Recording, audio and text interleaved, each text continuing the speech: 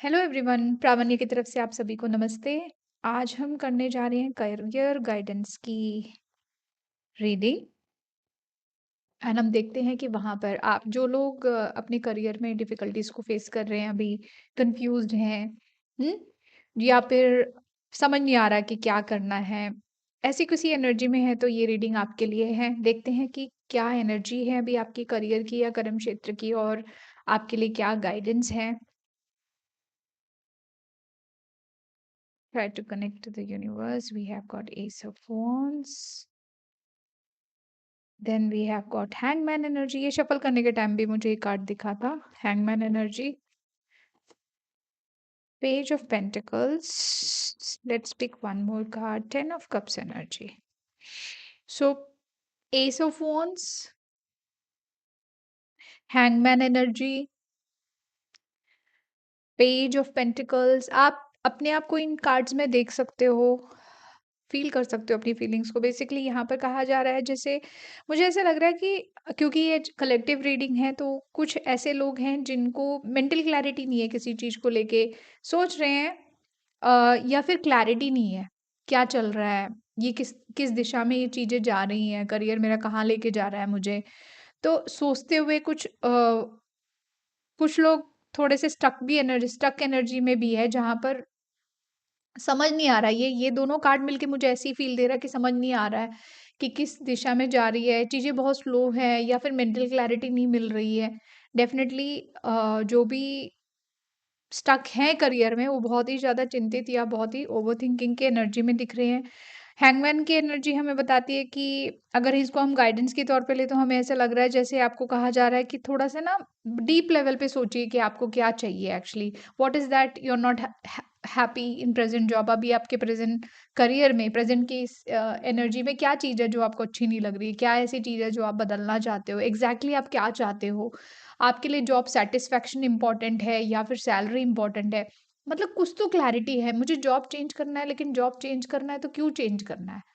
What is that you are missing in your current, जो लोग काम कर रहे हैं अभी, क्योंकि 10 ऑफ कप्स की एनर्जी है, तो एक इमोशनल फुलफिलमेंट की एनर्जी यहाँ दिख रही है कि भई या तो यूनिवर्स कह रही है कि आप, अगर आप लोग कन्फ्यूज़्ड हो, सोच रहे हो कि मुझे चेंज करना है कि नहीं, या आप लोगों के पास अपॉर्च्युनिटीज़ हैं और आप उस पे डिसीज़न नहीं ले पा रहे हो, तो मुझे ऐसा लग रहा है कि जो आपका दिल, एक इमोशनल सैटिस्फैक्शन बहुत ज़रूरी है हमारे लिए, कि हम उस काम को करने में बहुत खुश हों, तभी हम उस चीज़ में अपना बेस्ट दे सकते हैं, राइट? हालात की वजह से, ज़रूरत की वजह से जब हम काम करते हैं तो एक इमोशनल सैटिस्फैक्शन नहीं है ना वहाँ पर। तो आपसे कहा जा रहा है ज़रा इंट्रोस्पेक्ट करो चीज़ों को, ज़रा एक बार थोड़ा-सा प्रेशर लो और सोचो उसके बारे में and try to bring clarity in something, because ये सब वर्ड्स क्या कह रहा है कि take every possible step to take your career to the next level, to success. लेकिन यहाँ पर आप ये कार्ड में मैं देख रही हूँ तो मुझे ऐसा लग रहा है कुछ कुछ जाले से बने हुए हैं, कुछ मेंटल क्लैरिटी नहीं मिल रही है। कोशिश पूरी कर रहे हो आप कि क्लैरिटी लेके आएँ। जब चीज़ें जब तक क्लियर ना हो हमारे दिमाग में, जब तक क्लियर नहीं होगा ना तब तक तो कुछ नहीं होने वाला है, क्योंकि हमारे डिसीजंस भी उसी के बेस पे है।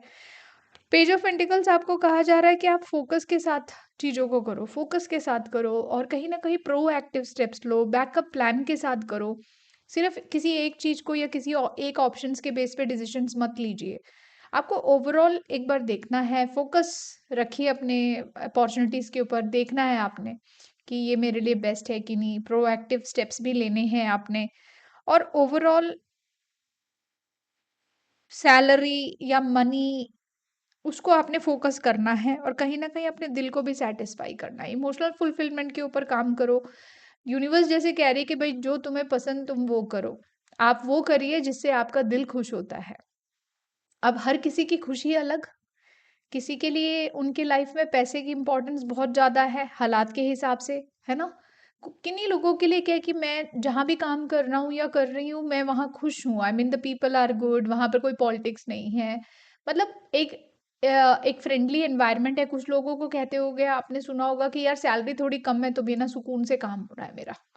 सो दे आर हैप्पी। सो उनकी इम्पोर्टेंस या उनकी प्रेफ़रेंस जो है वहाँ पर बेसिकली वहाँ पर एक इमोशनल फुलफिलमेंट है। कुछ लोग बहुत practical and logical and life के रिक्वायरमेंट के हिसाब से उनको सैलरी मैटर करता है, राइट? सो आपकी प्रायोरिटीज आपके लाइफ में क्या है करियर को लेके, आपने देखना है। लेट्स पिक 2 और 3 कार्ड्स फॉर गाइडेंस। ऐसा भी हो सकता है कि कुछ लोग ऐसे हैं जहाँ पर अपने करियर में वो स्टक हैं और कहीं न कहीं बिल्कुल भी खुश नहीं है काम से, ऐसा भी हो सकता है। या कुछ ऐसे लोग भी हैं जो ये रीडिंग देख रहे हैं, वो अभी खुश है। तो उन लोगों के लिए ये रीडिंग नहीं है, प्रेज़ेंस दिख रही है मुझे। मूविंग अप का कार्ड आया है, ब्रिलियंस का कार्ड आया है। One more card, let's pick one more card. बहुत सारे कार्ड्स हैं। प्रोग्रेस, चलो आ ही गया तो ये भी ले लेते हैं। ट्रिकी सिचुएशन, मूविंग अप का कार्ड है। You are increasing your power and status, you may get a promotion और move to a better home और office, you climb the ladder और सक्सेस। तो यहाँ पर आईफल टावर का कार्ड आया है। तो यहाँ पर अगर आप कुछ लोगों के लिए कुछ अपॉर्चुनिटीज आ रही है, कुछ प्रमोशन आ रहा है और आपको कहा जा रहा है कि आप जहाँ हो आप वहाँ रहो। जो इमोशनल सेटिस्फेक्शन आप ढूंढ रहे हो शायद वो आपको यूनिवर्स देने वाला है। सो नंबर 3 की एनर्जी जो हैंगमैन की एनर्जी है वो ऐसे कनेक्ट हो रहा है जैसे कि कहा जा रहा है कि अपनी बुद्धि को यूज़ करो, इंटेलेक्ट को यूज़ करो। अ, मतलब बुद्धि यही है कि अभी वहाँ पर कंटिन्यू करो। कुछ ऐसी एनर्जी फ़ील हो रही है। ब्रिलियंस का कार्ड है जो कि नंबर 3 को कनेक्ट कर रहा है। ब्रिलियंस, इंटेलिजेंस, है ना? विज़डम, नॉलेज, अपनी जो एक्सपीरियंसेस है उससे जो हमने सीखा है, that all comes in this same category, number 3 energy, right? तो यहाँ कहा जा रहा है कि you discover your own genius by breaking away from the grind to follow our your own inspiration, your ideas bring recognition. तो यहाँ पर कुछ ऐसी एनर्जी है, देखिए कि जब भी मैं ये कार्ड देखती हूँ ना मुझे ऐसा लगता है जैसे हमें ही सब कुछ करना पड़ेगा, हमें खुद ही करना पड़ेगा। बेचारा प्लग बल्ब जो है खुद ही अपने आप को प्लग इन कर रहा है कि वो जल जाए। सो डेफिनेटली मुझे ऐसा लग रहा है कि आपको जो भी अपने करियर रिलेटेड एक्शंस लेने हैं ना, आप ही नहीं लेना है। Don't expect someone to come and help you और someone will bring opportunities for you. Definitely universe आपको अपॉर्चुनिटीज देगा। ऐसा लग रहा है कि जिस चीज को लेके आप चिंतित हैं या कंफ्यूज्ड हैं या क्लैरिटी नहीं मिल रही है, धीरे धीरे वो चीज आपके सामने ओपन अप होएगा, ऐसा लग रहा है मुझे। प्रोग्रेस की एनर्जी दिख रही है यहाँ पर, जो कि मूविंग अप की एनर्जी, जो कि भाई आपका ग्राफ ऊपर जाएगा कहा है इस कार्ड में, है ना? उसके साथ ही प्रोग्रेस का आना भी अच्छा ही है। करेक्ट, देखिए फुटस्टेप्स है ना, आगे जा रहे हैं। तो कहा जा रहा है कि it seems like a long slog, it seems like a long slog, but your efforts will pay off soon. Stay on course for at least a few more months before making change. आ गया ना clarity?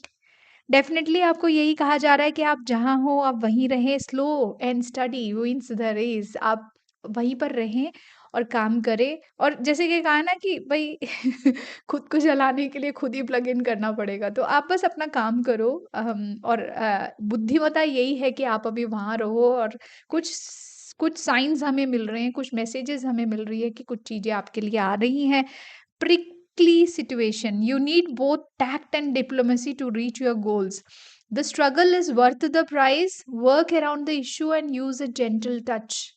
तो ये उन लोगों के लिए जो अभी कुछ डिफिकल्टी को फेस कर रहे हैं, कुछ स्ट्रेस को फील कर रहे हैं करियर में, लेकिन अगर हम इस सिचुएशन को भी अगर यहाँ कनेक्ट करें, तो जो भी सिचुएशन आपको एक प्रिकिंग एक एनर्जी दे रही है ना, ये आपको कहा जा रहा है कि आप अपने ऊपर काम करो।